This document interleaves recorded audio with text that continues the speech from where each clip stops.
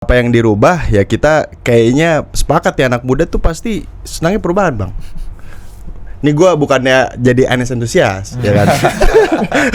Betul, kalau misalkan angka surveinya 80%, 75% masyarakat puas. Tadi kalau bisa dia disampaikan Desember ada insentif, beda cerita lagi, Bos. Bisa jadi Kim Jong Un pun terlampaui gitu. Karena agak-agak gatel kalau misalnya orang bilang Pak Anies itu cuma modal omongan manis doang. Kerjanya nggak ada. Selama acara berlangsung itu kita batasin Pak Anies ngomong hanya 1 menit. Oh, Pak Aniesnya dibatasin ngomong. Batasin 1 menit karena kritiknya adalah Pak Anies ini orang yang jago ngomong doang. Soal FPI ini kan sudah jelas ya gitu. Itu ada aturannya, ada regulasinya. Jadi ya udah gitu. Sebagai sebagai pejabat publik ya ikut aturannya aja. Ini terjadi agak terlambat. Gitu. Mas Ganjar sadar ini. Sadar, Mas Ganjar dan PDIP sadar. Dan pendukungnya. Kalau misalkan pendaftaran belum ditutup, barangkali gabung koalisi perubahan.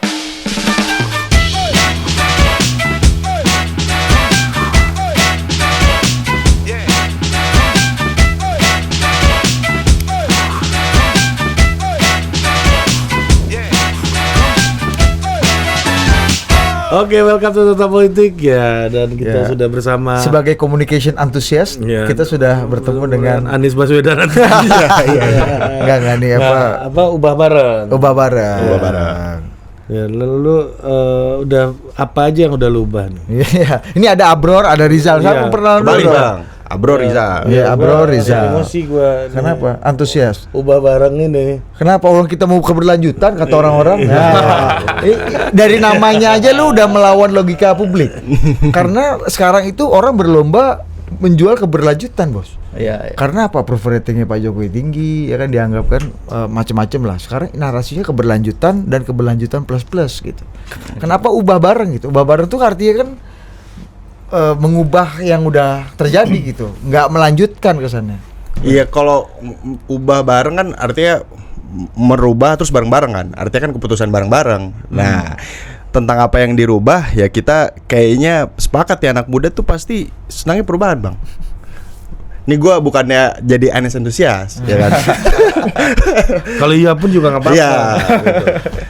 Tapi poinnya adalah kayaknya kemarin kita melalui ini ya, musim kemarau, panas panjang gitu kan. El Nino segala macam. Ya ada isu yang harus dibahas bareng kan. Soal lapangan pekerjaan. Kemarin kita beberapa kali sempat muter-muter Bang daerah gitu. Bahwa ternyata ada juga anak-anak muda yang merasa kayak gitu perlu ada pelibatan lebih nih di proses pembangunan yang ada gitu. Itu kan soal perubahan kan. Bukan melulu soal tutup buku kan.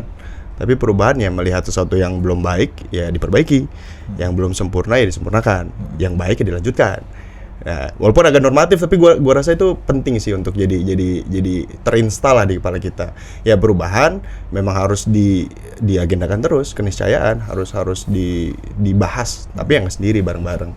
Nah, gua rasa itu semangat sederhana dari ubah bareng yang timbul lah. Dan disclaimer bahwa kita bukan komunitas yang melulu mengkultuskan satu nama gitu.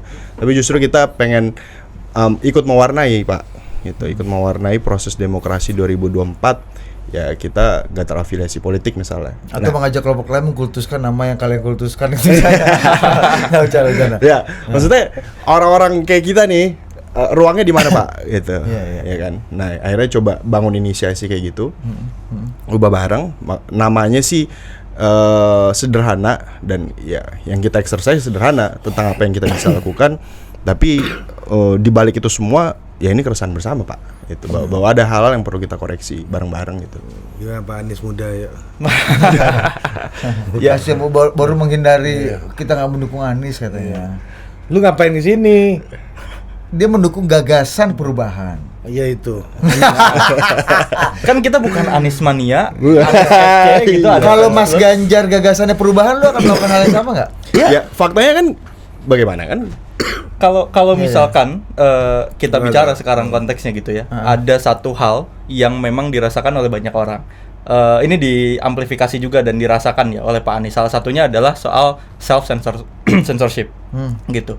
Ini kan jadi penting juga ya. Konoha, Wakanda dan lain sebagainya. Ini simple tapi mengakar. Oke. gitu. Kenapa kita nggak mau mengakui permasalahan di dalam negeri kita sendiri? Karena kalau kita mengakui, kita direpresi. Nggak usah direpresi sama aparat, direpresi sama buzzer misalkan. Itu kan kita rasakan. Dan juga mungkin teman-teman sadar juga ketika 2019 ya, aksi besar reformasi di korupsi gitu, ada beberapa concern. Kita tolak undang-undang KPK yang direvisi, kejadian direvisi, KPK-nya kita lihat gitu ya, kepercayaan publik sama KPK minim bang sekarang. KPK nggak jadi hero lagi nih buat pemuda. Ini kan ada satu bentuk bahwa kayaknya nih nggak bisa begini terus. Gitu. Kita perlu ada perubahan yang bukan cuma bicara soal program-programnya aja, tapi jauh lebih mengakar. Gitu. Gimana kita punya pemimpin yang paham bagaimana menjaga nilai-nilai demokrasi di suatu negara, yaitu negara Indonesia. Gitu. Lu percaya survei nggak sih? Percaya. Soalnya banyak pendukungnya Pak Anies di Twitter gue lihat ya. Wah, survei dulu kita juga nggak disurvei, nggak pernah menang kok di DKI. Akhirnya menang, salah nih lembaga survei semuanya gitu. Itu Bang G salah satunya tuh yang ngomong. Nah terus Mana RJV juga. iya, RJV juga sini ya. Terus ini Anies Baswedan surveinya di bawah terus sama lembaga survei bayaran katanya. Kayak gitulah narasinya. Menurut lu narasi itu apa namanya, Relevan tepat nggak sih? Iya. Iya. Kalau bicara percaya lembaga survei atau enggak, aku percaya bahwa lembaga survei ini setiap surveinya pasti punya metodologinya. Makanya bukan hasilnya kan sebetulnya. Rata-rata orang bilang ya jangan hasilnya yang dilihat gitu. Pas hasilnya kita kalah, kita menang, baru kita kalah kita marah-marah, pas menang kita nah ini survei bener gitu. Seolah-olah memang dia berada di ruang yang kosong gitu. Padahal kan ada di metodologinya biasanya yang menjadi kunci. Tapi jangan juga mengecilkan survei itu sama dengan pasti itu akan terjadi gitu. Ini kan mau 2024 ini makin rutin ya survei. Kayaknya tiap minggu kita lihat rilis survei gitu. Nah, tapi kan kita nggak tahu juga publik-publik yang nggak disurvei misalkan. Meskipun ini menjadi gambaran dari opini publik gitu, tapi di sisi lain ada ruang-ruang lain gitu yang sebetulnya bisa mencerminkan juga apa yang menjadi suara publik ya, salah satunya nanti ketika pemilu gitu. Nah kalau misalnya pendukungnya Pak Anies yang lu tahu nih ya, kan lu kan sebagai orang yang menyukai gagasannya Pak Anies gitu kan. Ya makanya ubah bareng ini lahir gitu. Kalau ada survei keluar, kira-kira psikologisnya gimana? Kan tiap minggu ada survei, lu aja sampai tahu tiap minggu ada survei. Pasti gitu. ada itu Bang. Ya, Misalnya, wah kita harus berjuang bersama lagi, kita harus menguatkan barisan, atau dibayaran siapa lagi nih? Gitu kan. Ya udahlah bro, udah tahu. Iya. Gitu kan, kalau kita dimarahin mak kita kan udah tahu salah nih. Iya ma, iya. Kalau menurut gue sih ini kan bukan sesuatu yang biner ya, bukan yang hitam putih gitu. Justru ya artinya ada koreksi yang perlu kita lakukan, satu hal. Tapi soal survei kan banyak orang nggak tahu bahwa survei itu adalah mencerminkan pola pemilih hari itu kan. Nah, sedangkan kan kita milih 2024 14 Februari ya kan, pas Valentine pula tuh kan. Nah ini kan ada situasi politik yang tidak di ruang hampa. Nah, gua rasa disitulah kerja pemenangan atau semangat tadi politik dengan gagasan, politik berbasis ide bekerja, gue pikir di situ. Itu satu hal. Terus respon kedua adalah ya kita lihat lebih kritis lagi Pak. Misalnya gini, tadi Abang ngomong soal approval rate ya, 80% sekian. Tapi kan 75%. 75%. Udah turun dari 80 lumayan. Begitulah ya. Turun 5%. Ada 5%. Ya. Tapi kan ada pola lain yang sebenarnya bisa kita capture nggak lewat survei, dengan logika sederhana kan. Misalnya kalau kita ketemu sama orang, menurut lu nih Indonesia baik-baik aja apa enggak? Jawabannya macam-macam Pak. Ya. Dari temuan lu? Macam-macam Pak. Misalnya soal demokrasi, ya kan? Ini kan soal lain yang nggak mencerminkan secara direct soal 75% approval rate tadi, misalnya soal demokrasi. Sekarang ada isu tentang bagaimana representasi politik anak muda yang bukan hanya sekedar usia aja yang maju, tapi soal semangat mudanya kan. Itu. Terus bicara lagi soal harga kebutuhan pokok gitu. Ya agak sulit dibayangkan Pak, 75% dibandingkan dengan harga bahan pokok hari ini gitu. Kemana gitu. Nah artinya kan ada pola-pola yang mungkin nggak tercapture sama numbers. Nah menurut gue perspektif kritisnya ada di sana Pak. Gimana kita bisa exercise nih anak muda yang bisa kita lakuin apa. Nah gue rasa yang lagi-lagi paling relevan adalah kita ngomongin ide, gagasan. Bukan berarti nggak percaya survei ya. Survei Bukan, itu jadi betul. alat bantu lu Betul. mengkritisi Betul, aja ya. betul. Gue mau buat pendukung Pak Anies yang nggak percaya survei di medsos tuh mau gua liatin videonya Semi Usama di sini nih. Apa bilang apa? Dia? Waktu approval rating Pak Anies 86% di DKI dia seneng banget kan. Ya kita sangat menghargai. Survei apa? Gue nanya nih, Iya, dia Bang, nanya. ini kan 86% nih approval rating Pak Anies di DKI tinggi banget populi center. Bang, apa yang bisa bikin Mas Anies itu naik lagi dari ini? Oh, nggak ada bos, ini kalau naik lagi 4% aja itu jadi Kim Jong Un dia kata. Udah kayak Kim Jong Un. Beneran loh. Karena hampir absolut gitu. Artinya metode yang sama, alat ukur yang sama juga pernah Semi sini alhamdulillah. Alhamdulillah. Di situ seneng ya, dia. di situ Bang Semi ngomong gini nih, gue inget banget tuh waktu itu bilang dengan 86% itu kayaknya lu nggak pas deh mengkritik Mas Anies nggak kerja apa-apa atau Mas Anies jagoan gitu ya. Wong rakyat suka kok. Nah, ini hal yang sama gue pengen nanya ke lu. Betul. Ketika Pak Jokowi 75%, more or less 80%, mungkin nih Mati lah Bang Semi. ya lu sih nggak ada, kita putar. Nanti cari videonya ya. Nah, Dia sama Elva tuh gue inget banget. Iya gitu gue di sini ya. Elva Pelsi ya. Elva, enggak nih bahasa gue. Enggak ada kamu. Ini 86%. Lu kenapa jadi kayak Mas Anang gitu? Oh iya. Nah, kok kembali ke gue mau nanya apa lupa lagi. Oh, misalnya gini, kalau kita lihat approval rating Pak Jokowi 75%. Iya. Mungkin nanti bulan November Desember ketika banyak insentif itu keluar mungkin bisa rebound lagi gitu Betul, ya. iya, Ke betul. angka yang lebih progresif gitu. Nah, ini lo nggak dianggap menyalahi kodrat tadi bahwa kenapa lo mengusung ubah bareng? Artinya kan gagasannya gagasan perubahan. Iya. Dengan publik yang ternyata secara politik percaya dan yakin ingin keberlanjutan gitu. Ya puas-puas aja gitu. Iya Zal, gimana? Ya, Mungkin. kalau bicara itu sebetulnya kita juga melihat ya bahwa betul kalau misalkan angka surveinya 80%, 75% masyarakat puas. Tadi kalau bisa dia disampaikan Desember ada insentif, beda cerita lagi bos. Bisa jadi Kim Jong Un pun terlampaui. Gitu. Wah itu bisa juga nih. Bagus juga lu Zal. Kim Jong Un pun bisa Iya. terlampaui. Soalnya kalau Kim Jong Un ini nggak ada yang surveinya juga nggak ada nih properti Kim Jong Un. Survei pakai CCTV. bisa jadi insentifnya minim Kim Jong Un. Terus. Tapi ketika misalkan kita bicara hal itu kan pada dasarnya perubahan ini punya banyak ruang yang bisa dieksplor, gitu. Ya. Dia bukan hanya bicara, oh ini merubah ada Pak Jokowi misalkan nanti diganti Pak Anies, apapun yang dilakukan Pak Jokowi tidak dilanjutkan, apapun kita hentikan Pak Jokowi diomongin ini kita hentikan, kan rasanya nggak kayak gitu juga, gitu. Rasanya perubahan ini kita ingin melihat dasarnya dulu, gitu. Oke. Apa yang menjadi prinsip yang mau diubah? Kalau misalkan kita bicara gagasannya Pak Anies, salah satunya kan adalah soal prinsip keadilan dan prinsip kesetaraan. Ya. Itu yang ingin dikejar gitu. Sehingga setiap orang itu bisa punya kesempatan juga sesuai dengan proporsinya masing-masing. Makanya ketika bicara perubahan hanya simply dengan oh ini zaman Pak Jokowi ada insentif nih. Jangan-jangan pas zamannya Mas Anies kalau kepilih nggak ada insentif sama sekali. Kan tidak demikian gitu. Tentu akan melihat juga proporsinya gitu. Yang pasti yang akan berubah pertama adalah prinsipnya dulu, karena kan harus ada prinsip di dalam berbagai kebijakan-kebijakan yang diambil. Nah, Pak Anies punya prinsip keadilan dan kesetaraan tadi. Ini yang harusnya menjadi acuan buat publik gitu. Justru harus dipertanyakan bagaimana turunannya kepada keadilan seperti apa, kesetaraan seperti apa, dan modelnya seperti apa gitu. Apa yang menjadi bentuk kebijakannya ketika nanti menjabat. Betul, gue nambahin sedikit bang. Lebih paten dari sama Usama nih.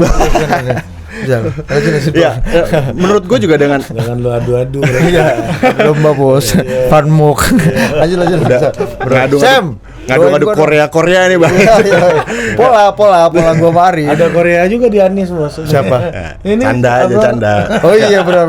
Tapi mau lanjutin sedikit ya bang. Lanjut, bro. Jadi bukan berarti ada approval rate vis-a-vis dengan anti perubahan gitu kan. Itu kan lu gak bisa menjelaskan dasar kasualitas dengan begitu singkat ya kan. Ya. Sedangkan ada orang butuh perubahan ya memang itu real ada gitu. Ya kita butuh pemimpin yang bicara soal climate crisis misalnya. Kita butuh pemimpin yang memimpin manage dengan pendekatan dialog misalnya. Kita punya harapan kayak gitu misalnya. Nah, Pak Anies yang tadi melanjutkan dari Rizal punya track record soal itu misal dalam mengelola Jakarta. Kita tahu misalnya ada salah satu kampung yang dulu dianggap kumuh dan bahkan digusur sebelumnya. di daerah Jakarta Utara, Kampung Akuarium. Tadi kita ngobrol soal sexy killers gitu, itu kan sempat diliput juga. Lalu apa yang dilakukan seorang pemimpin yang punya gagasan, punya politik, kita bisa prediksi, Pak. Itu menurut gue yang penting. Kita bisa memprediksi saat itu pasti Pak Anies akan melakukan pendekatan yang dia janjikan. Yang dia sampaikan adalah tentang pendekatan dialog gitu. Apa yang terjadi ketika itu digusur, beliau datang ke Kampung Akuarium di Jakarta Utara, diajak dialog, kira-kira penyelesaiannya seperti apa gitu. Akhirnya ketemulah pola-pola yang bisa dikolaborasikan. Yang uniknya lagi adalah di sana muncul narasi tentang pendekatan teknokratis yang tebal menurut gua, dan kita anak muda bisa menganalisis secara objektif. Saat itu yang dilakukan oleh Pemprov DKI Jakarta adalah memfasilitasi warga Kampung Akuarium dengan arsitek dan juga pengembangan wilayah secara komprehensif gitu.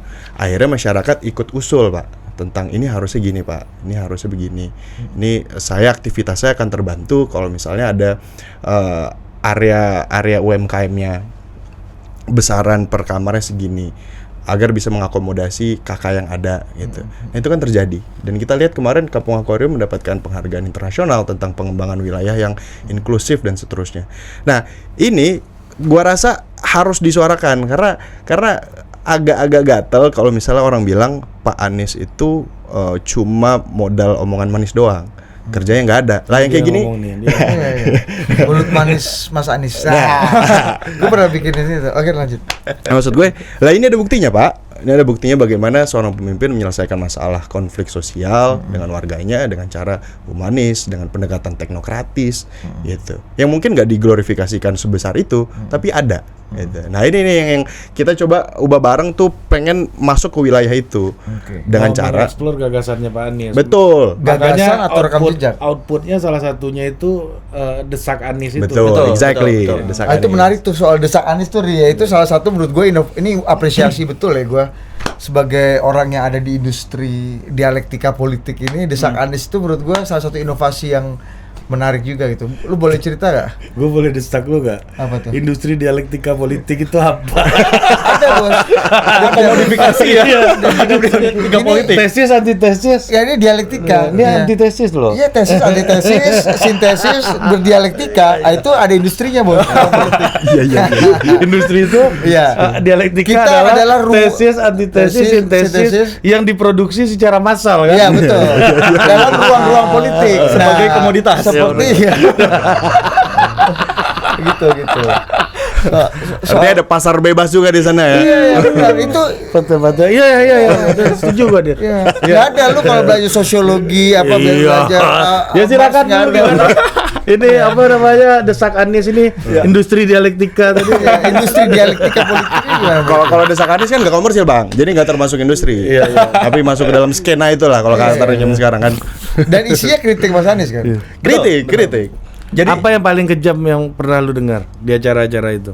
ya, Atau udah disetting apa sih enggak lah. Karena memang pada saat itu kita terinspirasi di 2014, Boy ya. Ya, Ada 2014. namanya Mengadili Anies. Mengadili Anies. Iya. Gitu. Oh. Waktu Itu gua tahu tuh. 2014. Pak Anies kan waktu itu ikut konvensinya Partai Demokrat. Oh iya. 2013. Oh ya betul, Iya, konvensinya di 2013 gitu. Nah waktu itu memang kita tergerak juga. Pak Anies nih pernah ada acara kayak gini, dan waktu itu pemuda-pemuda ini pengen ngecek. Ini kan orang-orang pengen tahu juga kenapa kita harus mendukung, dan juga kenapa dia harus maju, kenapa dia layak dan lain sebagainya. Ini kan harus diuji juga gitu. Dan untungnya dia berkenan dan mau juga gitu untuk dibuat model desak Anies. Satu hal yang waktu itu kita lakukan, ubah bareng lakukan untuk di desak Anies adalah kita menghindari untuk mengundang pendukung. Justru Ini kalau mau misionaris lah ya ini ya. iya betul. Mengakuisisi. Kan mau mendesak, Pak. Kalau mendesak kan harusnya Kalau pendukung nggak Syahadatkan. akan mendesak nanti. Kalau pendukung nanti nggak akan mendesak gitu, dia nyaman gitu, dia pengen ngobrol, pengen ngobrol gitu. Lagi dong Pak, lagi dong quotes lagi dong. Ntar kayak gitu. Lagi dong. Setiap dia ngomong ada tepuk tangan ya. Kemarin tuh minim sekali tepuk tangan. Enggak ada tepuk tangan. Ada dong, tapi Enggak, maksudnya maksud gua enggak histeris kayak acara-acara Iya, Mas karena Adi. memang lu lihat, Pak, di YouTube itu kan formatnya itu melingkar gitu. Jadi di kamera kelihatan Iya, juga. gua nonton audience. potongan-potongan Lu lihat, Pak, beberapa. ekspresi di belakangnya. Kagak ada yang senyum tepuk tangan, nggak ada, Pak. iya nggak ada yang antusias Selek. Menunggu untuk Iya. mengadili semua ya. Iya. Dan bahkan kita bikin ngundang orang itu perjuangan betul, Pak. Kita sebar undangan sebaik-baiknya meyakinkan bahwa ini bukan forum relawan, dan memang bukan. Lu boleh nanya, yang kita nggak setting. Bahkan ada satu sesi, ada satu segmen karena terbatas kita undang beliau hadapan-hadapan sama Pak Anies di depan itu. Dan kalau lu tanya kritik yang paling serius adalah selama acara berlangsung itu kita batasin Pak Anies ngomong hanya 1 menit.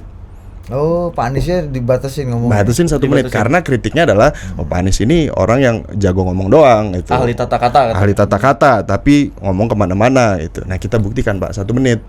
Nah potongan-potongannya justru makin menunjukkan keahliannya itu. 1 menit bisa dia ringkas semuanya kan bos. tapi responnya cukup baik dari teman-teman yang teman-teman aktivis, teman-teman yang ada apa di yang NGO. yang lu ingat yang paling keras lah menurut lu? Dan dibalas Mas Anies dengan cukup Soal revisi undang-undang. Revisi undang-undang. Apa? Revisi undang-undang. Undang-undang apa? ITE kemarin ya, KPK. Undang-undang yang bermasalah ini seperti apa?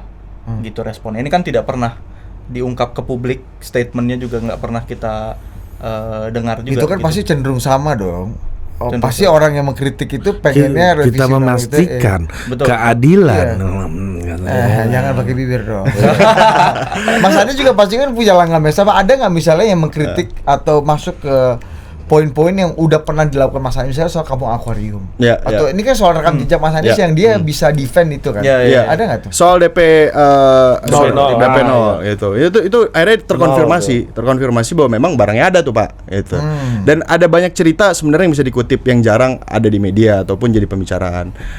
Misalnya ini salah satu contoh dari supir Transjakarta Pak. Dia tuh rumahnya di luar Jakarta. Dia bayar kontrak setiap bulan 1 juta itu. 1 juta dia ini sudah tidak layak untuk dapat rumah susun kan. Ya, sudah punya pekerjaan tetap kan nggak jadi kualifikasi rumah susun gitu.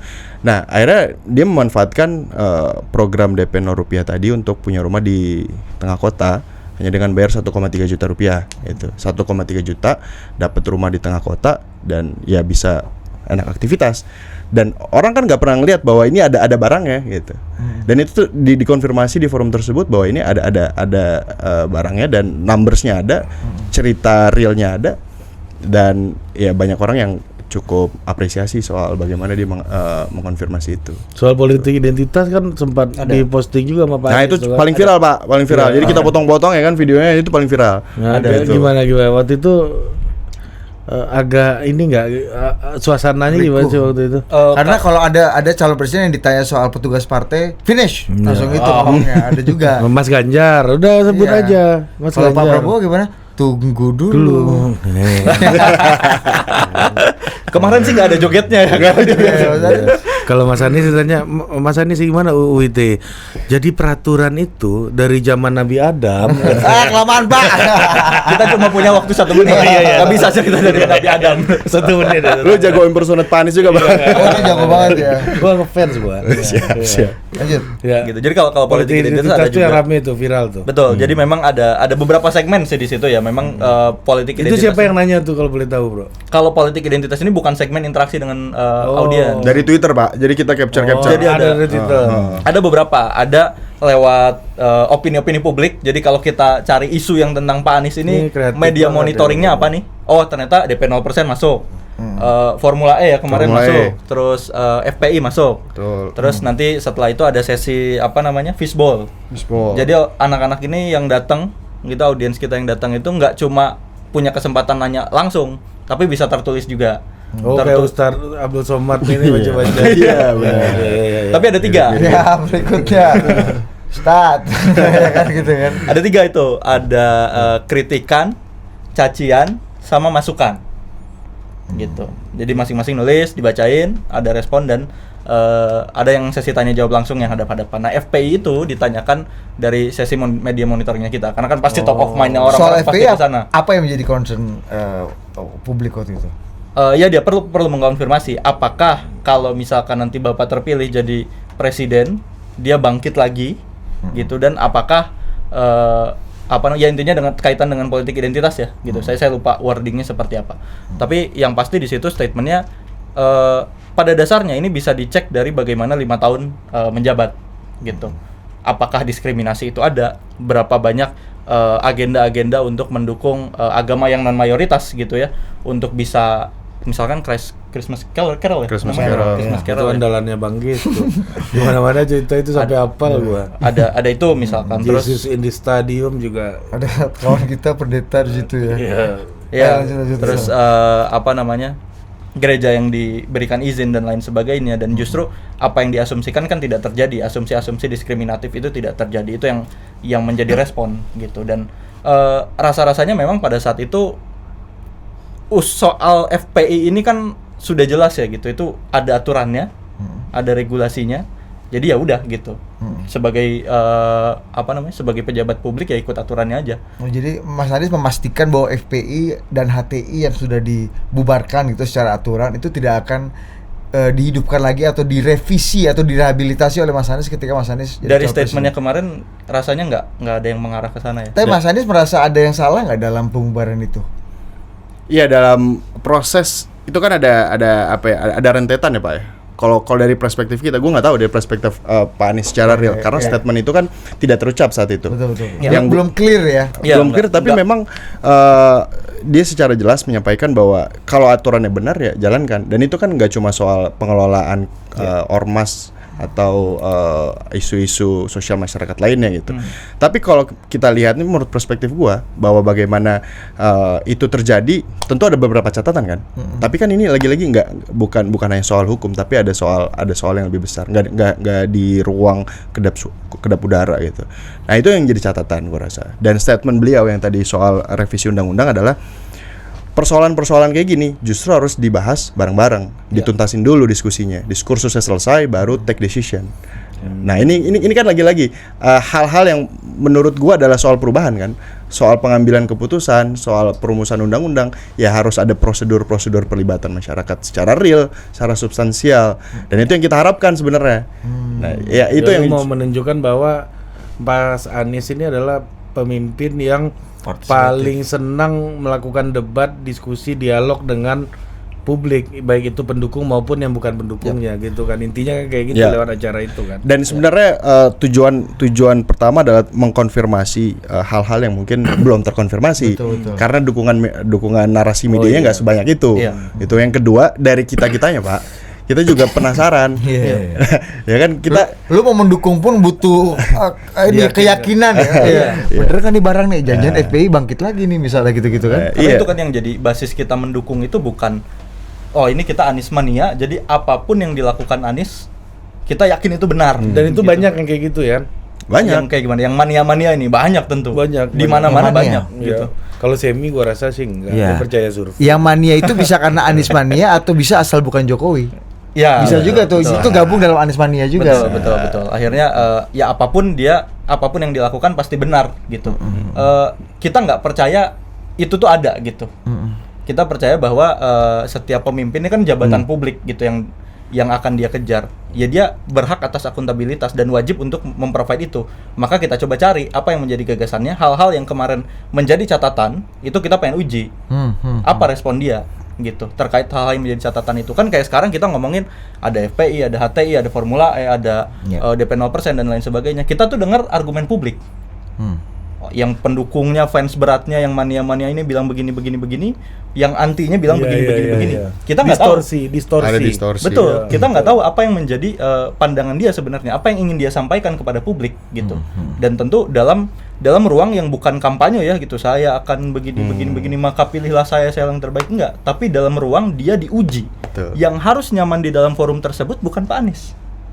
Yang harus nyaman adalah audiens untuk mendengar dan audiens untuk mendesak gitu.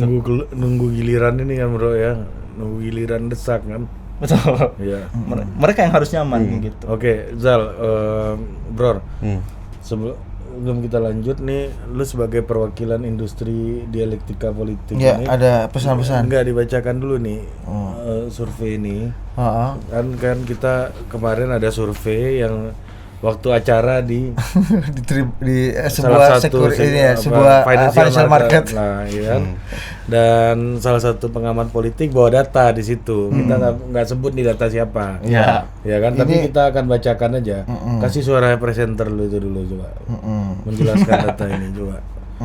Lu lihat apa lagi baca Nah, ini di view WhatsApp gua biasalah. Ini dalam industri dialektika ini harus berdialektika juga, Bu. Tuh, iya kan? Tuh. Iya.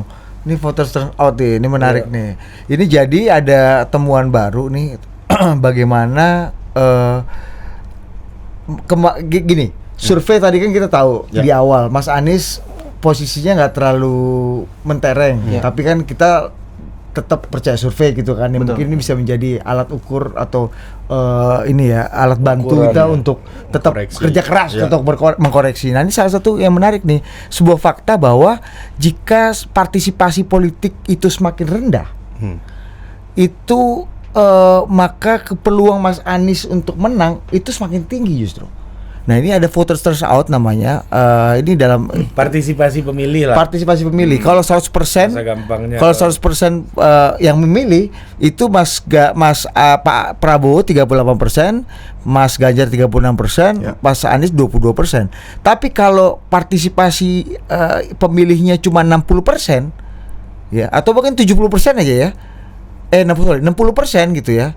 Mas Anies itu menang 37%, Mas Ganjar 30%, Pak Prabowo 31%. Artinya peluang Mas Anies untuk menang itu semakin tinggi kalau semakin sedikit publik yang memilih. Nah, lu melihat data ini gimana? Sementara lu kan ubah gagasan nih, pingin mengajak anak muda masuk ke politik, partisipasi, ada gagasan, program macam-macam. Lu ada gagasan kita juga kan. Itu kan upaya-upaya untuk mendorong partisipasi. Betul. Nah, ini kalau didorong partisipasinya ternyata faktanya malah memenangkan Mas Anies kalau partisipasinya rendah gitu. Gimana menurut? Pertama soal survei. Survei ini penting karena kita nggak akan bisa memanage apa yang nggak bisa kita ukur. Maka dengan kita ukur kita bisa manage apa yang harus kita lakukan. Yang kedua, hal ini juga menunjukkan bahwa orang-orang yang ingin perubahan, orang-orang yang percaya bahwa visi perubahan, mereka itu loyal terhadap visi tersebut. Mereka yakin terhadap visi tersebut. Mereka yakin terhadap ide tersebut. Ini kan ketika votersnya menurun, yang milih Pak Anies lebih banyak, berarti kan mereka sudah yakin dengan idenya tersebut. Berlaku sebaliknya bagi yang vote-nya menurun. Kayak gitu. Nah, dari sini kalau kita sih pengennya apa sih gitu? Kita sih pengennya adalah justru partisipasinya naik, tapi orang-orang yang yakin juga naik. Kenapa? Karena orang yang percayanya sudah banyak. Tinggal kita menyebarkan lagi soal ide-ide dan gagasan-gagasannya. Justru jangan sampai kita ada memenangkan pemilihan yang justru sedikit pemilihnya. Kita ingin kemenangan yang legitimate gitu. Karena pemimpin yang terpilih nantinya akan mengurusi ratusan juta manusia, mengurusi ratusan triliun APBN, ribuan triliun APBN, ya dia harus legitimate dong. Orang-orang harus meyakini dia pemimpinnya. Maka kalau merespon survei ini, hal yang akan terus kita dorong adalah dengan survei ini kita punya gambaran bahwa orang yang percaya dengan ide perubahan itu sudah banyak. Dan mereka sudah yakin dengan ide itu. Maka gimana caranya ide-ide perubahan ini juga masuk, gagasan-gagasan perubahan ini juga masuk dan mudah dipahami oleh publik gitu. Karena kita menembus apa ya? Sebuah kondisi di mana politik kita ini jadi politainment gitu. Jarang kita melihat ruang-ruang kita di media mainstream, media sosial itu bicara soal emang yang mau melanjutkan apa sih? Apa yang mau dilanjutkan dan sampai mana? Kalau misalkan cuma melanjutkan aja, ngapain dia harus maju? Gitu. Kalau cuma gitu-gitu aja, autopilot aja, toh cuma melanjutkan. Kan yang penting di dalam mengelola negara ini butuh kepemimpinan juga. Kepemimpinannya akan bicara visi, kepemimpinannya akan bicara ide. Nah, dengan banyaknya orang yang sudah loyal dengan ide ini, penting juga gitu untuk membagikan bagaimana ide-ide perubahan ini juga bisa menjadi milik orang-orang Indonesia gitu, dengan berbagai sektor perubahannya, gitu. Justru gue penasaran ya, kenapa kok apa urgensi di balik survei ini? Artinya kan melihat orang yang tidak memilih gitu ya. Ini voters turnout nih. Voters turnout. Partisipasi pemilih. Betul, partisipasi pemilih. Artinya justru survei ini ingin mempertanyakan survei-survei yang selama ini muncul dengan asumsi 100% yang Ya. mana 100% Pasti itu nggak skala. mungkin ada. Betul. Dan Oke. Mas Anies skalanya jauh gitu. Betul. Ini membuat survei itu lebih realistis lah. betul.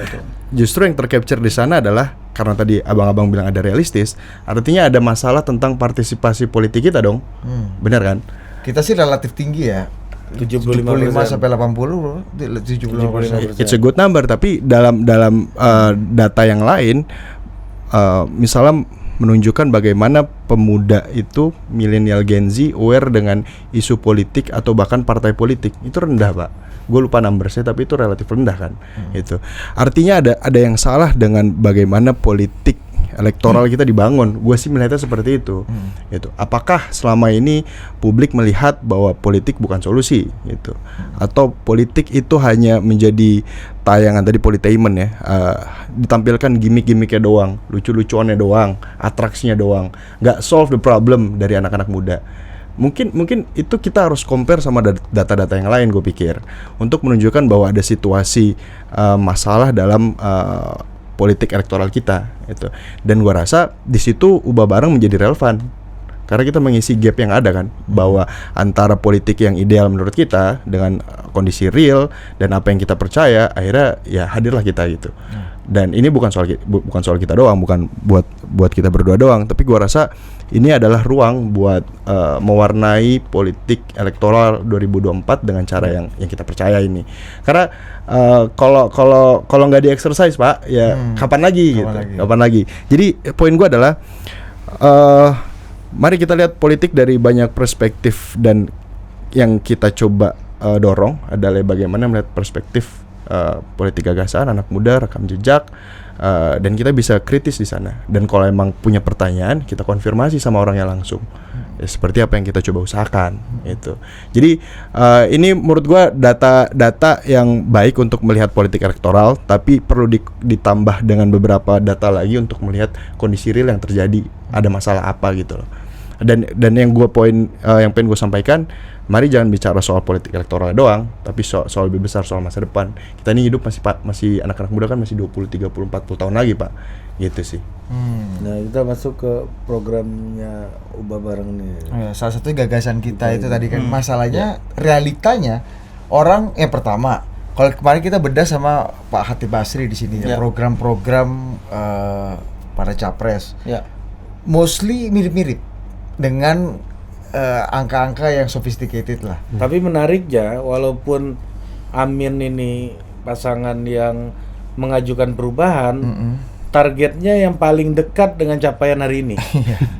Nah, sementara Mas Ganjar 7% pertumbuhan. Iya. Pak Prabowo berapa 6 ya? 7. Mas Ganjar 6,5 sampai 7. Iya, gitu-gitu. 6 sampai 7 ya. Iya. Mas Ganjar 7, Prabowo yang 6 sampai 7. Gitu. Jadi yang paling mendekati Mas Anies 5,5%.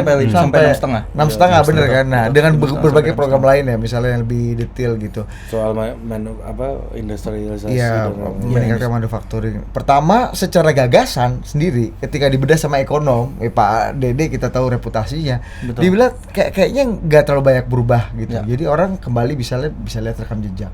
Yang kedua, publik di Indonesia sendiri ternyata banyak juga karena mungkin gagasannya nggak terlalu banyak beda, karena menjual hal-hal yang populis gitu ya. Akhirnya orang lebih suka hiburan aja gitu, lebih suka politik tuh di sirkusnya, dramanya, ini sakit hati sama situ gitu. Betul, tipu menipu ini misalnya gitu, tipu kampung atau kayak gitu. Jadi justru realita publiknya kayak gitu. Nah, ini lu coba hadir dengan gagasan kita gitu. Lu ini gimana nih situasinya? Goalnya apa? Lu mau ngelawan takdir atau gimana sih? Iya. Ya, sedikit gagasan kita itu kan platform sebenarnya ya, kita buat apa adanya aja untuk nampung gagasan. Dan gagasan ini kita coba sampaikan ke Pak Anies. Dan kita lihat visi misinya itu juga dari gagasan-gagasan yang kita kumpulkan. Jadi ada warna gagasan anak muda di sana gitu. Tentu baik lagi ini kan bukan soal tutup buku dan menjadi hal yang total baru gitu ya. Tapi kita lihat bagaimana beliau visi misinya aja berapa halaman tuh? Paling panjang dan menurut banyak orang kan ini yang paling executable itu. So ya itulah realistis. Ya itu kan kalau soal visi misi yang lebih detail justru menunjukkan bahwa kita siap untuk memimpin secara teknokratik. Kita nggak mau cuma jualan. Kita nih udah mewakili Mas Anies lo sekarang lo. Mereka. Secara teknokratik. Oh, Mas Anies mau jadi kepala Bappenas. Gitu. Jadi measurable gitu, karena kan itu yang biasanya jadi kritik ya, katanya ini gimana nih ngomong-ngomong doang, nggak jelas mau ngapain. Justru ini terpampang gitu, jelas, measurable juga, arahnya mau kemana, detailnya seperti apa. Nah, ini juga menunjukkan bahwa mengelola pemerintah ini harus mulai dengan diskursus yang detail. Jangan cuma janji-janjinya aja, jangan cuma akhirnya mau mewujudkan Indonesia yang gimana, udah aja selesai di situ, gitu. Tapi kan misalkan sejahtera, adilnya ini seperti apa? Makanya tadi mungkin ketika ukuran angkanya sama nih, bentuk programnya mirip-mirip dengan RPJP dan lain sebagainya, tapi kan ada prinsip di balik itu yang bisa jadi berbeda. Dan prinsip ini, taste ini yang akan berbeda. Nah, di luar itu akhirnya kita juga mencoba pengen menangkap Pak Anies dan Gus Imin gitu, mencoba mengangkat level dari Pilpres ini jadi mulai bicara gagasan, bahkan yang lebih detail. Dan kayaknya kita juga udah mulai merasakan itu ya. 2014 saya ngikutin dari 2014, 2019, 2024 kayaknya udah beda diskursusnya. Udah mulai cukup membahas gagasan ya, tapi cukup gitu. Nah, kita pengen buat ini lebih lagi. Sebenarnya kan kalau kampanye cuma buat dapat votes, ya ngapain gitu? Agak sayang, khususnya buat pemuda. Ya tadi umur kita masih panjang. Mungkin kalau buat politisinya ini do or die aja gitu. Kalau nggak sekarang, kapan lagi? Tapi kalau buat kita punya umur politik yang panjang. Yang harus dibangun itu bukan cuma kemenangan, tapi juga bagaimana kita membangun iklim demokrasi yang siap. Makanya Ubah Bareng mencoba menaikkan lagi level pemilu kita, bukan cuma pemuda ini ngedengerin aja gitu ya. Oh ya, saya akan ini dan lain sebagainya, apalagi cuma jargonistik, tapi kita mencoba demokrasi yang sebaliknya. Justru pasangannya, capres-cawapres yang harus mendengar publik. Dia harus mendengar apa yang ingin disampaikan oleh pemuda. Ini kalau kita lihat di webnya gagasan kita ini kan hadir untuk menangkap dua hal. Yang pertama, kita belanja isu. Apa yang menjadi masalah yang dirasakan oleh pemuda gitu, apa yang dirasakan oleh masyarakat. Ada beberapa klaster di sini. Nah, dari klaster-klaster ini kalau kita coba masuk, misalkan kita coba pilih yang mana deh, pendidikan misalkan ya. Kita pilih yang pendidikan. Di klaster pendidikan ini ada beberapa isu yang ditangkap juga gitu. Kita coba tangkap apa yang menjadi masalah di publik, yang ini mungkin bisa disampaikan oleh pemuda, apa yang mereka rasa jadi masalah, atau di luar itu mereka bisa tulis. Selain kita belanja masalah, kita juga akan mencoba menyerap gagasannya. Nanti setelah ini audiens harus submit 1 atau 2 gitu, harus milih 1 atau 2, minimal 1. Nanti setelah itu mereka bisa submit dan mereka akan nyampein gagasannya apa. Jadi kalau kita menghadirkan desak Anies di seluruh penjuru negeri kayaknya nggak mungkin ya. Waktu repot, terbatas, repot juga gitu ya. Jadi kita coba buat bentuknya dalam bentuk web gitu, yang bisa diakses dimanapun. Nggak harus apps yang harus di-download, tapi lewat web aja publik bisa akses dan bisa sampaikan apa yang menjadi masalah dan apa yang menjadi gagasan. Dan ini kita coba kirim juga dengan timnya Pak Anies yang mengelola seperti itu, biar ini masuk juga. Nah, ini pertanyaan terakhir nih dari gue nih. Mungkin dari lu dulu, bro. Seandainya nih, Mas Anies nggak menang, misalnya kita berandai-andai nih, ya kan? Terus Mas Anies ditawarkan bergabung ke koalisi yang menang, jadi menteri atau Menlu cocok ya. Menlu, tadi kepala Bappenas. Kepala teknokratis kan. Iya kan? Lu kira-kira gagasan lu ini masih lu akan ikhlaskan untuk Mas Anies dengan perjuangannya itu apa enggak? Gua jawab, tapi tadi gua nambahin sedikit, Rizal. Ya, banyak pun boleh. Iya. Soal visi misi Amin gitu. Satu hal menurut gue yang perlu diapresiasi adalah bagaimana Pak Anies itu menuntaskan janji kampanye di DKI Jakarta. Paling simpel, 5 tahun ya 5 tahun aja, bos. Ya kan, 5 tahun ya dituntaskan 5 tahun gitu. Ya kan? Selesai. Terus janji-janji kampanyenya soal misalnya stadion internasional, event internasional, terus kesetaraan, akses terhadap hak dasar hidup gitu. Itu kan dituntaskan.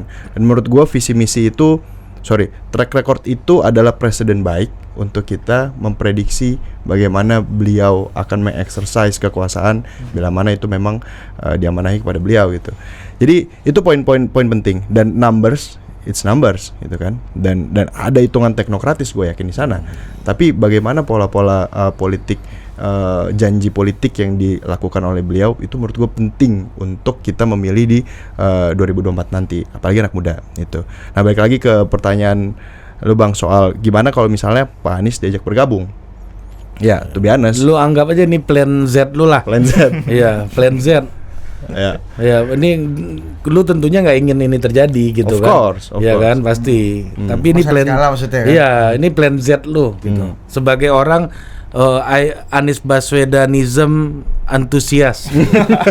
Bukan fan club ya. Bukan fans club. Kan gue mau balikin ke hipotesa lu di awal tadi. Pertama, Plan Z nih, plan Z. plan Z. Ya. Tadi pertanyaannya adalah apa gue merelakan gagasan gue gitu. Pertama, gue tuh di sini cenderung nothing tulus, dan memang nothing tulus. Nggak ada yang dikejar selain ya gue berusaha mewarnai pola-pola politik yang gue percayain aja gitu. Satu, terus kedua, dan ini bukan semangat gue doang, banyak orang di banyak daerah juga hal yang sama gitu. Dan yang ketiga, kita nggak pernah ngebahas ini, dan kita berharap Amin menang gitu. Ya itu Jadi kan belum itu ada kan- plan B bro berarti. bukan plan Z ini. Iya. Dia pasti A B C. Ini gua kasih Z lah. Gitu. Iya. Ya, kalaupun lu berpikir nggak mungkin kalah, ya ada sedikit ruang lu sisakan lah. Gitu. Iya. Kalau pertanyaan yang mengikhlaskan gagasan gua untuk perjuangan, jawabannya pasti iya dong. Tapi ini kan pertanyaannya soal bagi-bagi kue kan. Iya. Itu kan maksud lu Iya, gua. Mas Anies gabung gitu. Dia yang menang gitu nanti. Kemudian Lu masih akan sebagai antusias ini nggak, bro? ya, baik lagi tadi apakah narasi beliau itu tentang perjuangan apa enggak, tentang apa yang gue percaya apa enggak? Ya kalau misalnya tentang apa yang gue percaya, harusnya gue masih sama beliau gitu. Maksudnya dalam mengikhlaskan gagasan gue, itu kan maksud lu.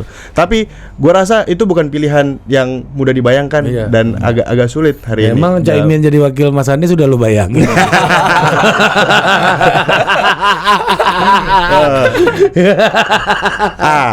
Bener juga. Tapi balik lagi Pak, karena gue percaya bahwa Inilah industri dialektika. Udah mulai paham cara mainnya kan? Lu tahu kenapa Opung betah sini ya? Iya, jadi gue pikir itulah bahwa kondisi real politik ya harus dilihat secara perspektif politik. Tapi yang kita coba upayakan kan di sini menurut kita adalah simbol perjuangan gitu. Pak Anies jadi simbol perjuangan. Kayak orang-orang kayak kita nih bisa datang ke total politik yang jadi pusat narasi. Jangan gua lumbang. Jangan diumbang mulu. Aku tahunya kita iya, diumbang. itu pekerjaan gua. Iya, janganlah. Kita punya imunitas cukup banyak loh. Kesadaran penuh. Iya.